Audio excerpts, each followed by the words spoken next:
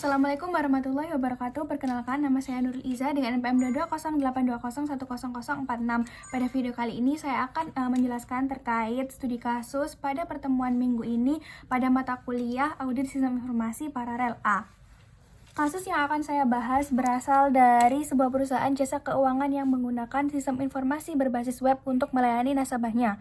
Dalam proses audit internal ditemukan beberapa kelemahan, yaitu tidak adanya prosedur backup data harian yang terdokumentasi, beberapa akun administrator yang masih menggunakan password default, laporan transaksi nasabah yang bisa diakses oleh staf yang tidak berhubungan langsung dengan bagian keuangan, serta perusahaan belum pernah melakukan penilaian resiko secara formal.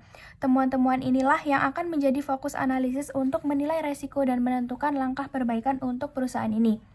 Jika kita lihat dari sisi resiko, masalah tidak adanya prosedur backup harian menimbulkan ancaman kehilangan data penting yang dapat mengganggu operasional perusahaan. Penggunaan password default pun pada akun administrator sangat berbahaya karena mudah dieksploitasi oleh pihak yang tidak bertanggung jawab. Kemudian akses laporan transaksi nasabah oleh staf yang tidak berwenang juga menjadi resiko besar karena dapat menyebabkan kebocoran data keuangan yang seharusnya bersifat rahasia.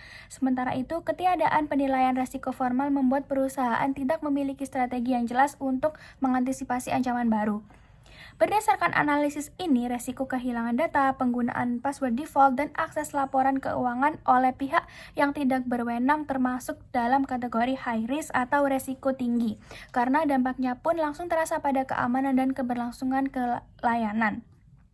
Sedangkan ketiadaan penilaian resiko formal dapat dikategorikan sebagai resiko menengah karena dampaknya lebih ke arah jangka panjang, yaitu ketidaksiapan perusahaan dalam menghadapi ancaman yang baru. Sebagai auditor, beberapa rekomendasi yang dapat diberikan adalah perusahaan harus segera membuat dan menjalankan prosedur backup data harian serta melakukan uji pemulihan data secara berkala. Kedua, seluruh password default pada akun administrator harus diganti dengan password yang kuat dan dilengkapi dengan autentikasi ganda. Ketiga, perlu diterapkan pembatasan akses berbasis peran atau role-based access control hanya untuk staf berwenang agar dapat mengakses data sensitif. Keempat, perusahaan harus melakukan penilaian risiko formal dengan menggunakan framework standar seperti COIPID 5 atau ISO untuk memastikan seluruh potensi ancaman dapat diidentifikasi dan dapat ditangani. Metode audit yang digunakan adalah risk-based audit atau audit yang berbasis dengan resiko.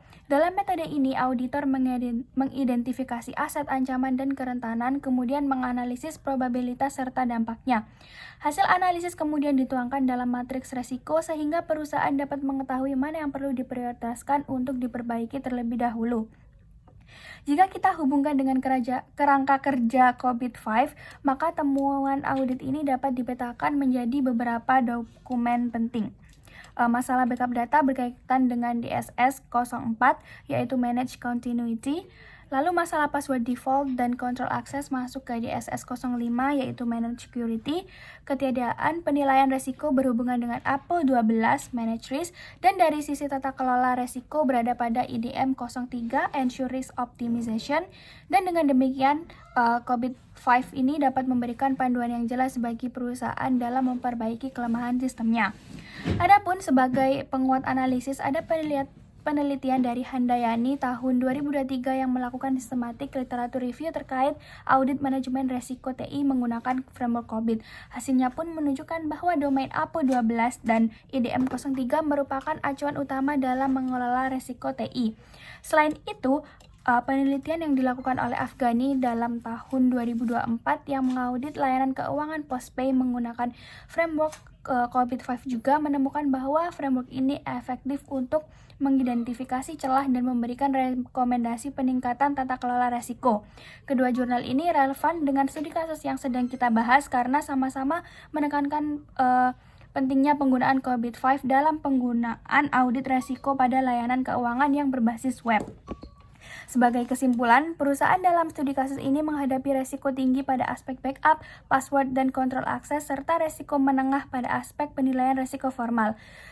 Dan rekomendasi auditor yang menekankan pada penguatan kontrol teknis, penyusunan prosedur, serta implementasi penilaian resiko yang lebih sistematis dengan acuan framework COVID-5.